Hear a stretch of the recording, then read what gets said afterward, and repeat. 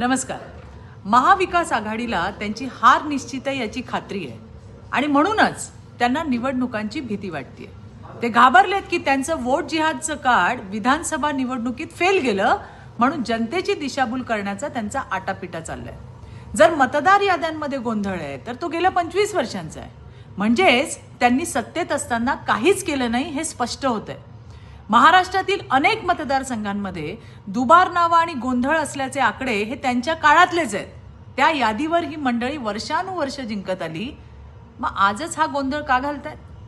लोकसभेत जिंकले तेव्हा विजय साजरा केला ना, पण जेव्हा जेव्हा पराजय होतो तेव्हा कधी ईव्हीएम कधी निवडणूक आयोग यांच्यावरती खापर फोडायला पुढे येतात.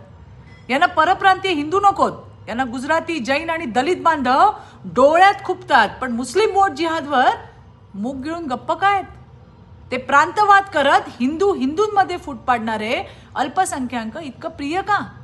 आम्हाला देखील निवडणूक प्रक्रिया नितळ हवी आहे, पण माननीय न्यायालयाचा निर्णय आम्ही डावलणार नाही. आम्ही लढणार. राहिला प्रश्न यादी शुद्धीकरणाचा, तर आमचे बूथ कार्यकर्ते ग्राउंड लेवलवर पण काम करतील. आणि हो, SIR आहेच. महाविकास आघाडीला मतदार यादीचं शुद्धीकरण दुरुस्तीकरण हवं असेल तर SIR ला पाठिंबा आहे हे जाहीर करा. आहे का हिंमत? का फक्त नरेटिव्ह सेट करायचा, जनतेची दिशाभूल करायची, हाच तुमचा उद्देश आहे? धन्यवाद. जय हिंद, जय महाराष्ट्र.